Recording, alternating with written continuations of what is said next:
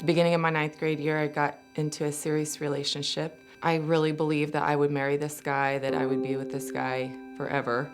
I gave in to peer pressure and temptation, and shortly after gave in to having sex, became pregnant. At the time in my life where I became pregnant, I was at the pivotal point of my career playing basketball, and I really had real high hopes of going to play professional ball.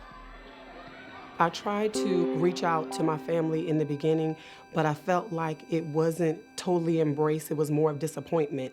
So I covered it up. I covered it up and like, no, I'm not pregnant. My so-called love of my life all of a sudden didn't want anything to do with me or the baby, and his family didn't want anything to do with us, and had to tell my family. They were devastated. They were terrified because they had 5 children, one of which had special needs. Once conception took place, I experienced so much rejection in the relationship that drove me towards that decision to abort. I don't think that anyone wants to be pregnant and not be supported, especially in a moment that is supposed to be so happy. I didn't think I had any choices. I couldn't take care of a baby myself. I was in 9th grade. I didn't realize that there were options out there to help me. I just didn't know. I just felt like this was going to negatively impact everything that I had going on, and that it would affect my scholarship. I would be a huge disappointment to my family, just even to my town. My mother drove me there, and it was awful.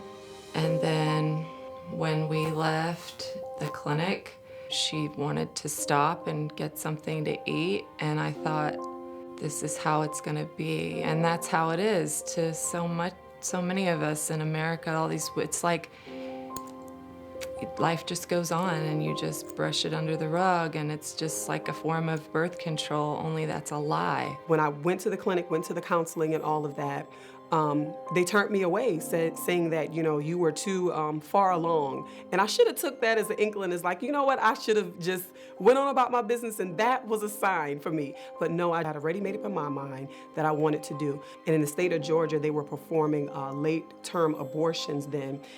I had a late-term abortion. I remember just everything going on, and had one of the worst kind of abortions a person could have, which was a D&C. And I remember just the grogginess and wanting to get out of there, really quickly, and and it was just an awful experience. I fell apart after that. I could not deal with the guilt and the shame. My life just spiraled out of control. I chose to abort that child, but I mourned and mourned that child. Fell into a depression, dropped out of school, went through years of anger, depression, addiction. I felt angry, I felt guilty, there was shame for the decision, and I was just sitting there in my pain. I was at a place of brokenness. One thing about trying to erase life is the fact that life will still exist no matter what you do, no matter how you try to erase it, no matter how much you try to make it go away. You have to live with the fact is that it still existed. And how do you live past that? Some things happened in my life that God finally got my attention and said, look, if you're either gonna die or you're gonna get better, and you have to surrender to me. And so that's what I did, and he restored me completely. I realized who had the keys to unlock the door for me, and the lights came on. And so healing began to take place inside of me, and eventually that healing turned to wholeness. I found the Eden Clinic through church, and I came into the clinic expecting to help other women, and I shared a little bit of my story with some other volunteers and the director, and she told me about a Bible study that they do called Surrendering the Secret. And that Bible study changed my life.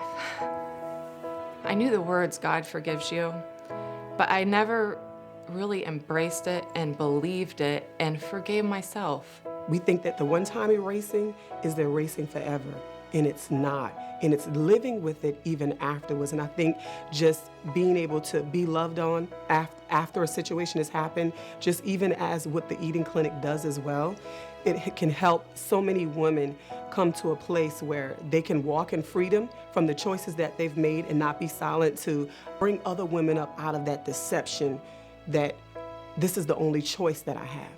I just want other women to know that they have a choice, that, it's okay to be scared and it's hard to be brave, but there are choices out there. I believe that if there was a place like the Eden Clinic, that it would have made a significant difference in my life. It would have been somebody there to love on me when I feel like I was unlovable, when there was the shame and I was sitting in my pain, there was the disappointment and all of those things, and saying, you know what, it's okay. It's okay, and you don't have to feel this way because of life. We look so much like life is a mistake. Life is not a mistake. I love the Eden Clinic and everything we do here. I love getting to love on these women and these babies. It's so amazing. And so I'm just thankful to be here and to be a part of it.